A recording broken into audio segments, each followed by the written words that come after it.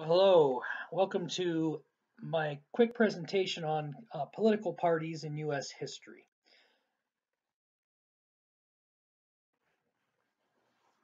When George Washington was president, there were no official political parties. He's the only U.S. president not to belong to a political party. And in his farewell address, he warned against the formation of political parties. He thought they were divisive and would cause problems if they were created. And people can argue whether he was right or wrong in his warning about political parties, but the parties were actually forming kind of under his nose while he was president. And it was almost inevitable that parties would be created and would exist in US history. And so the first major political party is the Federalist Party. A lot of the signers of the US Constitution were part of the Federalist Party, at least at first. The Federalist Party believed in strong government power and that the federal government wouldn't be all powerful, but would be strong enough to get things done, which, of course, was not the case under the Articles of Confederation. And so John Adams is our only Federalist Party president. And as you will see, parties change and kind of morph into new ones, and some go away, and that's been the case throughout U.S. history. Now, the two major political parties we have today, Republicans and Democrats, have been around for a long time now.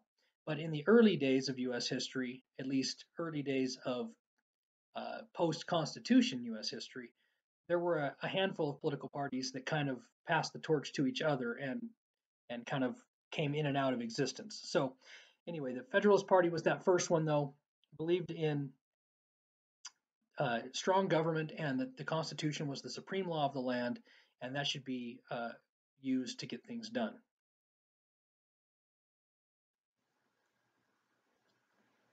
The Democratic Republican Party emerges, and the two presidents in U.S. history that were part of this party officially were Thomas Jefferson and James Madison. The Democratic Republicans were more about people's rights and interpreting the Constitution to give power to the states and to the people. Not that the federal government shouldn't be strong, but that the people's freedoms and liberties should be above all else respected.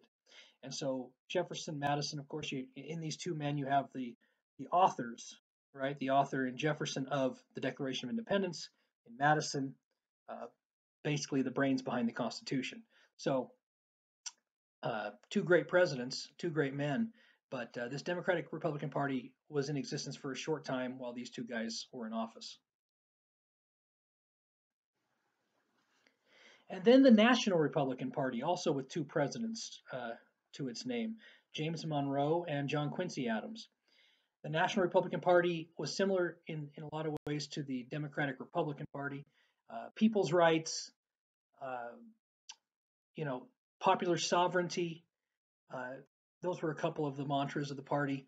They also believed that the government needed to be strong enough to get things done and of course keep foreign powers away from our soil, and that was kind of one of James Monroe's big things.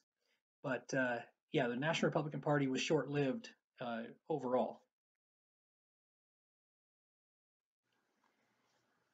And then the Whig Party emerges in the really kind of the 1820s, 1830s, 1840s, kind of that era.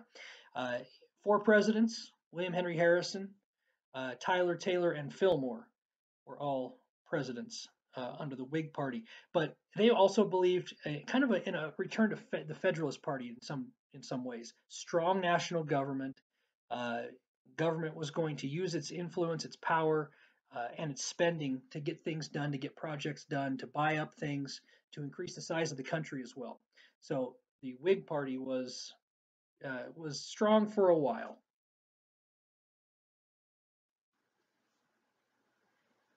In the 1830s, really is when the Democratic Party kind of took off.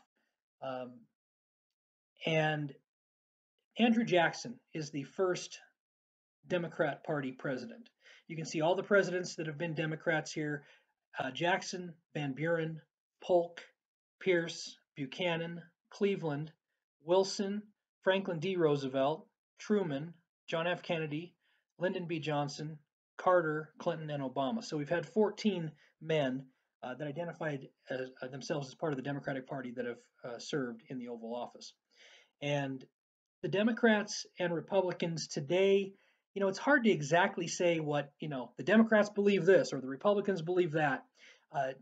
Beliefs and ideas have changed over time. We're talking, 190 years now, basically. The Democratic Party's kind of been a thing. And the Republicans are, 170 or 160 years, really. So, things change over time. But the Democrats, by and large, today are generally more liberal on the liberal conservative spectrum in their beliefs about moral and social issues. The Democrats are for spending money on social programs, things like welfare, Social Security, stuff like that. They're more into a smaller military generally, and thus prefer the spending in other ways. But that's the Democrats overall, and they've, like you said, they've had a bunch of presidents, and some of these presidents have been deemed, well, it depends on a person's opinion, right? Andrew Jackson today is vilified among a lot of people, but a lot of people think he's one of our great presidents. So it just depends. FDR, Truman, JFK, guys like that are both loved and hated, like any president is. But those are your Democratic presidents. And finally, the Republican Party. The Republican Party was formed in the 1850s. Its first president was Abraham Lincoln, elected in the election of 1860.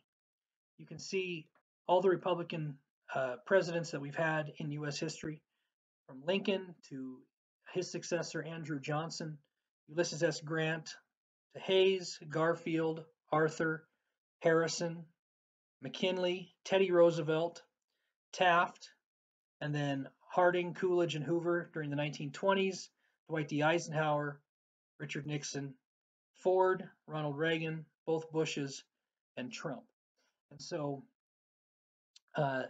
generally, Republicans today are more about spending for military and government strength. They are generally more conservative on the liberal conservative spectrum for social and moral issues. But here's the bottom line, guys, is this. Both parties spend money like it's going out of style. Both parties spend money, and a lot of people would consider it to be very irresponsible how they spend money. So, it's easy to spend somebody else's money, right? If you're in Congress, and keep in mind, it's not the presidents that are spending all this money either. When we talk about Republican Party, Democratic Party, the people in Congress representing those parties, and really they're supposed to be representing the people and the states that they were elected for, by and from. But the Congress people are the ones that control the purse strings, and they spend the money. And both parties spend money like crazy. Both parties spend money that they don't have. But it's easy to spend somebody else's money. It's usually a little tougher, at least for a lot of people, to spend your money when you've worked hard for it and you know what's gone into making that money. But when it's not your money and somebody else has made it, and it's just in your mind, it's kind of free money to spend, it's very easy to do so. So that's where we're at today, both Republicans and Democrats, as far as their parties go. I mean, are popular with some, unpopular with others, just depending on what side of the aisle you fall on. It's totally a matter of opinion, but both parties are also seen in a negative light by and large when it comes to Congress and how Congress people do their jobs. Presidents, their popularity numbers go up and down depending on what's happening in a country, what's happening domestically, economically, and internationally. So anyway, that's a short synopsis of political party history in United States history.